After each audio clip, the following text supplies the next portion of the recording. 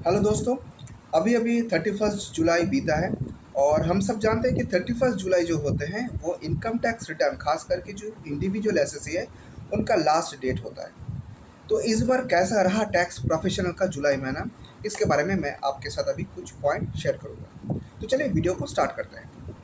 देखिए, पहला जो पॉइंट मैं आपके साथ डिस्कस करना चाह रहा हूँ वो पॉइंट है कि I T R one S जो है वो अभी आई टी आर टू में स्विच हो रहे हैं। कैसे हो रहे हैं देखिए, जो टैक्स पेयर्स हैं वो अभी बैंक से पैसा उठा के धीरे धीरे म्यूचुअल फंड और मार्केट पे इन्वेस्ट कर रहे हैं। ये डेफिनेटली इकोनॉमी के लिए, सोसाइटी के लिए एक अच्छा सिंबल है। तो जब वो पैसा मार्केट पे या म्यूचुअल फंड में इन्वेस्ट करेंगे तो क्या होगा कि 2 या 3 साल बाद अभी वो पैसा उठाएंगे तो उससे शॉर्ट टर्म या लॉन्ग टर्म में एक गेन या लॉस होने का चांसेस है। और इस चीज़ को आई टी आर वन में नहीं बल्कि आई टी आर टू में कैप्चर किया जाता है। तो जो आई टी आर वन का क्लाइंट थे अभी वो शेयर म्यूचुअल फंड ट्रांजेक्शन की वजह से अभी वो आई टी आर टू में आ गए।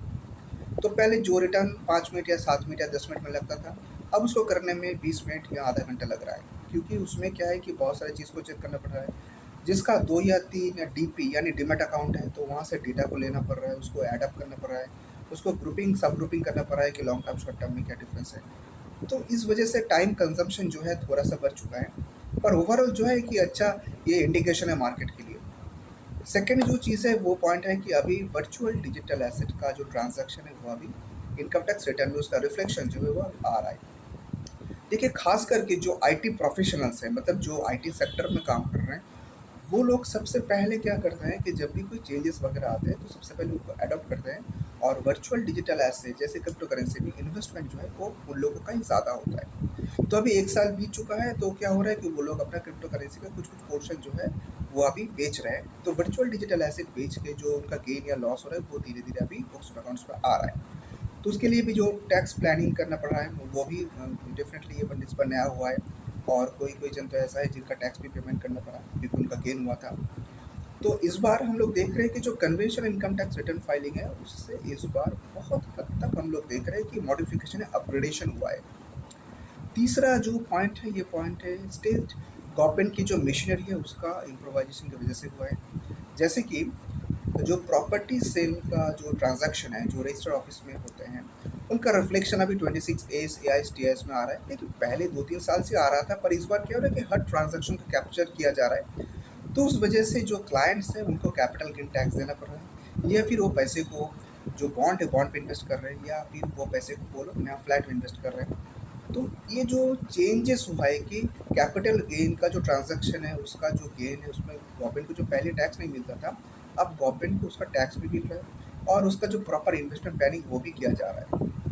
चौथा जो चेंजेस हुआ है कि अभी टोटली हम लोग देख रहे हैं कि पेपर मोड जो है, पेपर मोड जैसे कि क्लाइंट वगैरह आते थे बैंक स्टेटमेंट वगैरह प्रिंट आउट करके देते थे, वो अभी लगभग वो अगर 100% की बात करें तो सिर्फ 5 और 10% ही रह गए।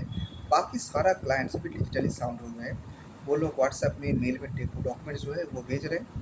तो इससे फ़ायदा हो रहा है कि जो फाइलिंग करने का टाइम जो हम लोगों का टाइम जाता था वो टाइम अभी बच रहा है। सारा चीज़ व्हाट्सएप या ईमेल में है तो तुरंत हम लोग उसको डाउनलोड करके फ़ोल्डर में ले रहे हैं और फटाफट हम लोग क्या कर रहे हैं कि उसमें TIS 26 और भी जो जो चीज़ है उसको एक्यूमुलेट करके फिर एक ही जगह से हम लोग रिटर्न लगा रहे हैं।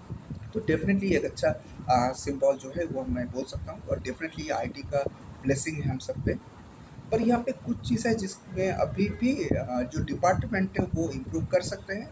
तो ऐसा मैं 1-2 पॉइंट आपके साथ शेयर करना चाहता हूँ ताकि आपके थ्रू अगर डिपार्टमेंट का कोई ऑफिसर अगर ये वीडियो देख रहा है तो उनको तक ये मैसेज पहुँच जाए कि सर बहुत हो चुका है, अभी आप कम से कम जो लोन है उसको अभी TIS में लेके आइए।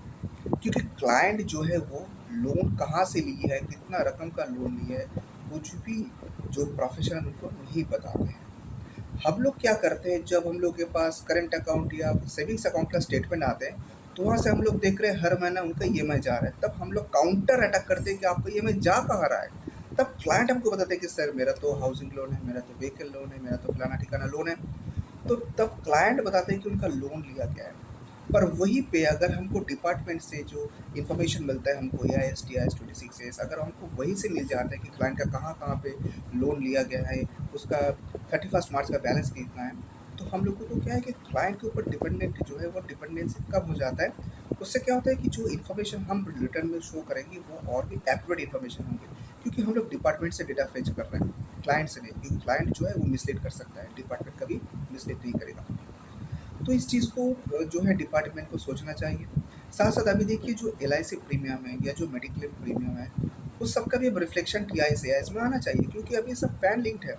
तो मैं तो ये भी सुझाव देता हूँ कि जब हम लोग रिटर्न फाइल करते हैं तो वहाँ पे एटीसी का जो कॉलम है, वहाँ पे सब क्लासिफिकेशन करना चाहिए कि उसके अंदर एलआईसी से कितना प्रीमियम आ रहा है, जो ऑटो फिल अप होना चाहिए। तो उससे क्या होगा कि जो फेक जो डिडक्शन क्लेम करते हैं, वो भी क्लेम ना कर पाए। क्योंकि डिपार्टमेंट क्या है कि ऑटो फिल अप करके जब भी देंगे ना, तो वहाँ पे अगर हम लोग कुछ भी मैनुअल वहाँ पे डेटा देने जाएँगे तो क्लैश होंगे और डिपार्टमेंट वहाँ पे नोटिस इश्यू करेंगे। तो आर्टिफिशियल इंटेलिजेंस जो है वो यहीं से उभर के आएगा। तो अभी डिपार्टमेंट को इसके बारे में सोचना चाहिए। फाइनली और एक चीज़ बोल के मैं इस वीडियो को कंक्लूड करूँगा, वो है कि देखिए टीडीएस रिटर्न फाइल करने का ड्यू डेट जो मार्च महीने का है वो है 31 मई, और मेरा ये पर्सनल ओपिनियन है कि इस डेट को अभी प्रीपोन करना चाहिए, क्योंकि इसका impact income tax return file में आ रहा है। अगर मार्च क्वार्टर का जो टीडीएस है उसका जमा होने का लास्ट डेट है 30 अप्रैल, तो उसका रिटर्न फाइल करने का लास्ट डेट है 31 मई। तो क्या हो रहा है कि डिडक्टर जो है वो 31 मई तक वेट कर रहे हैं, क्योंकि उनके पास टाइम है।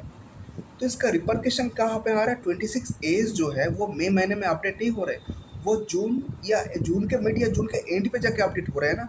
तो उसमें क्या हो रहा है कि हम लोग के पास इफेक्टिव टाइम जो है वो बहुत ही कम हो रहा है। तो वहीं पे हम लोग एक काम कर सकते हैं कि टीडीएस फाइल करने का जो ड्यू डेट है उसको 31 मई से उसको प्रीपोन करके अगर हम लोग 30 अप्रैल कर दें, तो क्या होगा कि मई महीने में 26 एज अपडेट हो जाएंगे।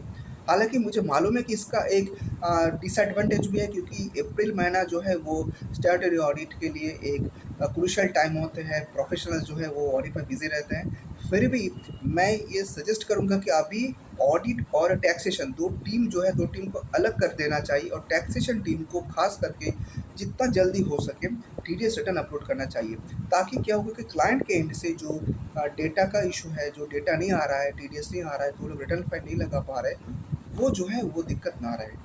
तो दोस्तों कैसा रहा आपका ये वीडियो? अगर आप भी एक टैक्स प्रोफेशनल है या टैक्स पेयर है और आपको इस बार टैक्स फाइलिंग करने में कोई भी दिक्कत का सामना करना पड़ा, तो वो कमेंट बॉक्स में कमेंट करके मुझे बताइए। साथ साथ आप अपने एक्सपीरियंस मेरे साथ शेयर कीजिए। तो आज के लिए इतना ही, बहुत जल्द मिलेंगे ऐसा ही यूजफुल वीडियो लेके। तब तक के लिए bye bye and take care and thanks for watching the video.